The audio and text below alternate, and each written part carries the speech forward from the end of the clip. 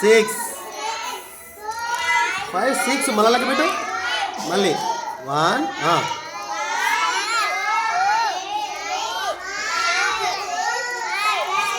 6 very good 9 వస్తాయి కదా ఏనా మళ్ళీ కౌంట్ చేయి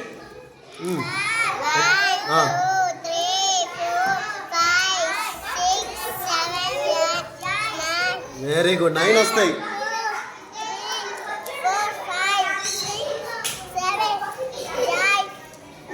వెరీ గుడ్